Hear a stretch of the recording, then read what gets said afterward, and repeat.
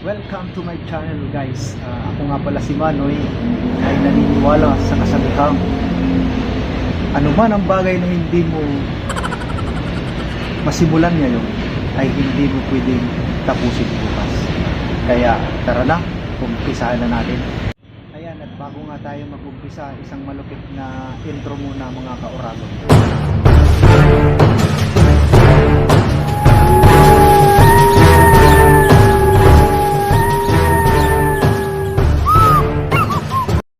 Guys, for today's video ay i-review nga natin itong si Rider 150 ay after 4 years simula nga nang nabili ko siya. At siya nga pala, bago pa lang sa ating channel ay huwag mong kalimutang mag-subscribe, at kung nagustuhan mo naman ang video ito ay pwede kang mag-comment, like, and share, at huwag mong naging kalimutan pindutin ang notification bell para ma-update ka sa mga susunod na videos. Ayan nga guys, ayan na review na natin yung si Rider 150. Gusto kong malaman nyo kung ano yung mga naging experience ko sa kanya simula nang bili ko siya.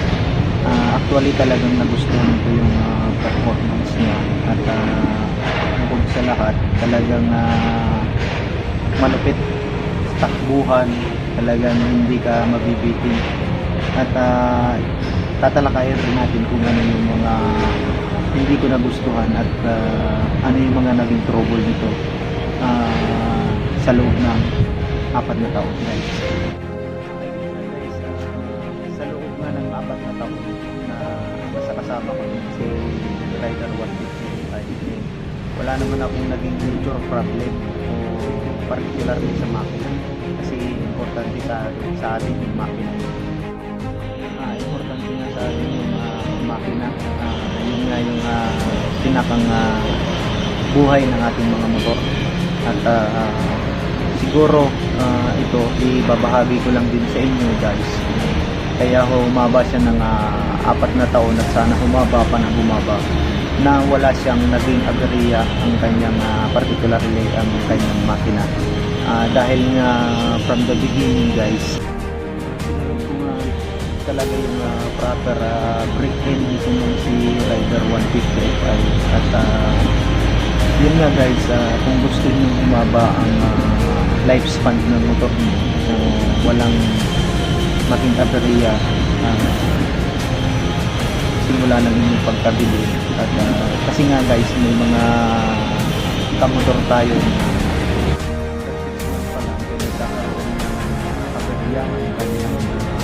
particularly na sa makina, dahil dito ng sa Rider 150 ay hindi na siya tulad dati. Ito kasi more on electronics na, particularly sa kanyang engine. Hindi na siya carb type,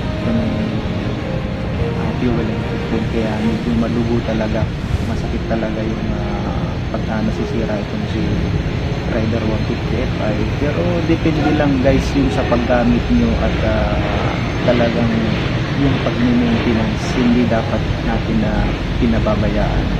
Sa mga susunod ko video guys, ipapakita ko sa inyo yung mga technique na dapat inuuna natin o inaalagaan natin, i-maintain natin dito nga sa tulad nito ng motor na Rider 150 Fi, na talagang kumbaga alagaan natin katulad ng pag-aalaga natin sa ating mga asawa. Na ito kasi guys, para din kasi ng tao, humihinga, kumakain, na hindi nga lang ito ay nagpapahinga rin at kailangan ipahinga. Simula hindi siya oil cooler, hindi water cooled na siya. Kailangan natin i-check din yung kanyang tubig o yung kanyang ulan. So kailangan din napapalitan yun. At ayun nga guys, sa loob ng 4 years wala namang aking pinalitan pa sa loob ng makina nito, dahil nga yun sinunod ko yung mga sinasabi dun sa manual. Importante pala guys yung manual, kailangan wag dun iwawala yung manual niya, kasi dun nagbabase sa lahat ng mga kailangan yung palitan mo ng maintenance. dahil may mga lifespan lang yan tulad ng mga spark plug, tulad ng radiator coolant, tulad ng kadena. Nandun lahat guys, makikita nyo. Yung importante yun guys, dahil sabi nga nila ibali ng mag-maintenance tayo ng motor kaysa sa masira, kasi mas malaki yung magagastos natin kapag pinabayaan siya. So ayun nga guys, sa loob ng pagbulas, ang mga pinalitan ko lang dito is mostly sa panlabas ka. Pag-loob ng makina, hindi ko talaga siya ginagalaw dahil hindi ko nakakaalam at meron tayong kaalaman tungkol sa makina, at yan ay ibabahagi ko sa inyo yung mga technique at ano nga ba ang ginagawa ng makina sa ating nadamo na tayo unang-una sa mga hindi ko nagustuhan dito kay Rider 150 ay sa loob kasi umuulan, hindi natin masusunod ng maayos. Tara! Guys, pagpapatuloy natin ang ating review kay Rider 150 Fi dahil nga medyo maulan sa labas. Dito na lang muna tayo sa loob kasi nahirap magkasakit sa panahon ngayon. Magkaroon ka lang ng sipon, ang finding sa iyo is COVID na raw. By the way, yun nga, dumako na tayo rin sa ating major topic at unahin na natin yung mga nagustuhan ko nga kay Rider 150 Fi.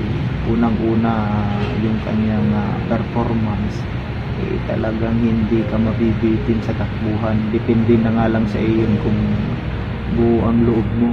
Kung talagang pagbibigyan mo siya, pagbibigyan ka din yan.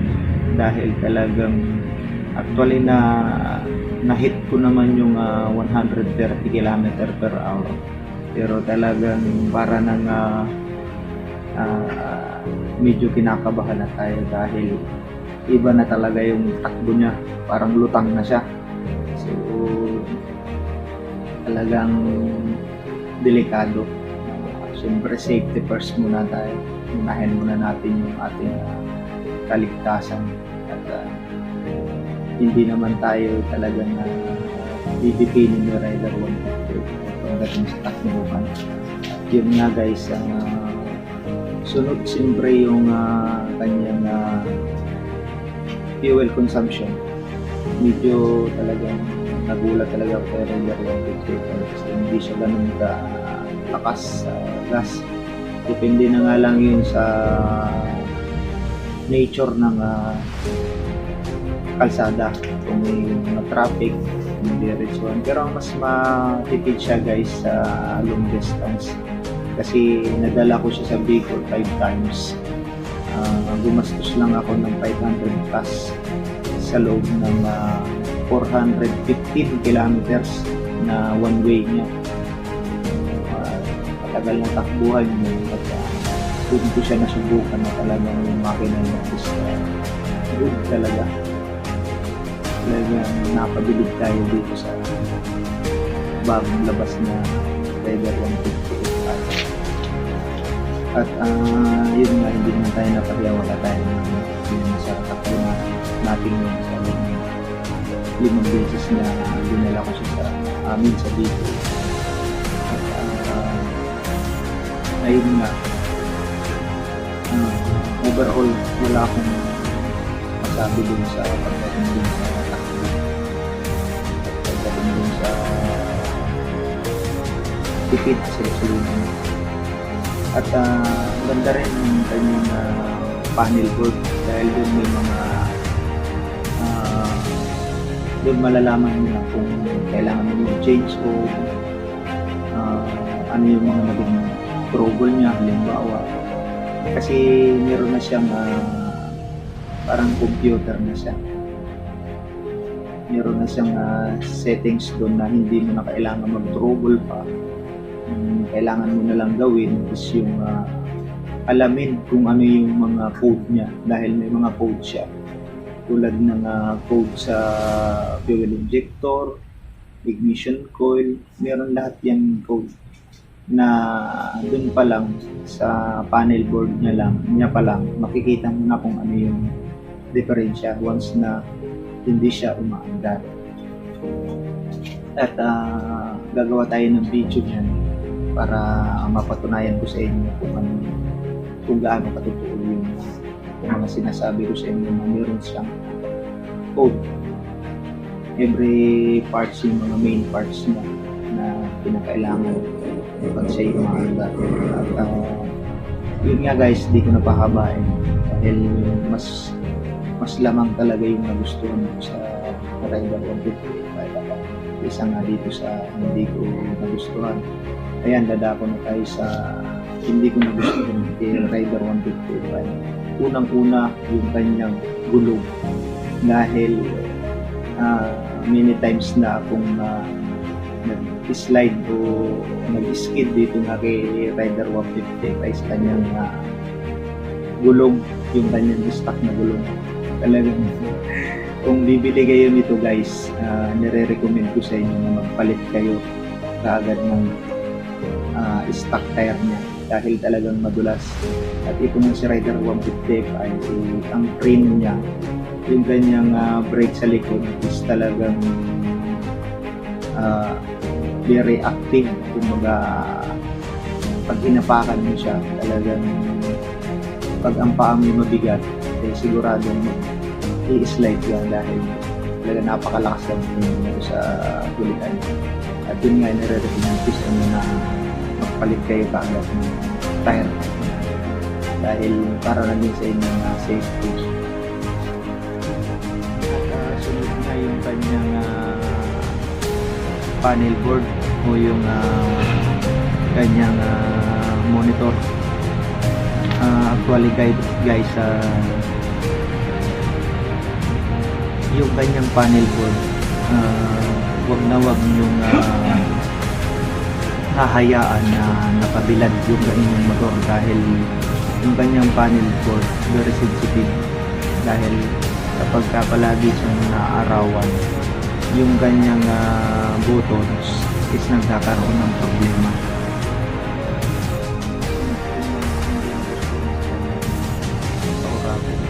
Ay yung kanyang brake pad sa hulihan, sobrang napakabilis na maubos, lalo't higit kapag maulan dahil itong brake pad niya is medyo malambot, kaya ilang beses na ako nagpalit nito dahil pag nag long distance ako, hindi naman natin maiwasan na talagang dadaan tayo sa maulan. So kapag mag long distance kayo ng katulad ng sa akin, tinatakbo ko ng 415 kilometers, nare-recommend ko sa inyo na kahit na kalahati pa lang yung brake pad nyo is magpalit na kayo dahil hindi natin masasabi yung nature ng ating panahon na talagang marating dun sa point na abutin tayo ng ulan sa mga long distance natin. Kung kayo naman ay nagtitipid, siguro palitan nyo na lang o magbaon na lang kayo ng bago kung kayo nanghihinayang sa kalahati pa lang yung brake pad na magbaon na lang kayo ng brake pad nyo. Medyo mabigat nga lang yung brake pad niya kasi yung original niya is umaabot ng 600 plus. At ito guys, based on my experience, wag na wag kayong bumili ng mga o magpa-rebanding kasi itong si Rider 150 Fi ngayon kasi wala pa siyang stock sa mga shop, so ibang klase kasi yung design niya, hindi siya akma dun sa hindi akma yung Rider 150 carb brake pad dun sa Rider 150 Fi, so kailangan nyo talagang bumili ng bago. Guys, hindi ko napahabayin yung aking video dahil hindi mahaba na. Ayun nga ang na-experience natin dito kay Rider 150 Fi simula nang nabili natin siya. nabili ko siya ng after 4 years.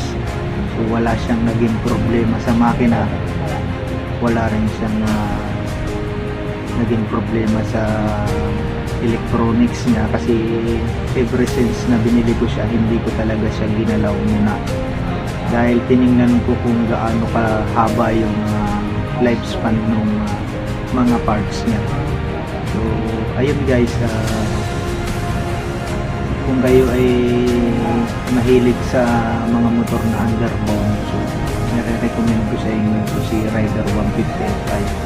Kung ang hanap niyo sa nasa 150cc lang, so talagang napakaganda talaga yung si Rider 150 Fi.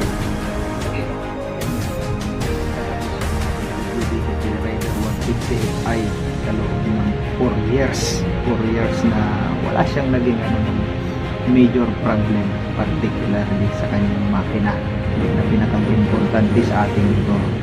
At sana guys ay nakatulong sa inyo yung mga tips na binigay ko sa inyo para hindi kayo na mamroblema sa inyong Rider 150 Fi. At yun nga guys, maraming salamat sa panonood nyo, at kung nagustuhan nyo yung aking video ay pwede kayong mag-comment, like and share, at pinutin na din yung notification bell para ma-update pa kayo sa aking mga panibagong videos. At syempre, huwag kalimutang mag-subscribe. Ako po si Manoy. Maraming salamat po.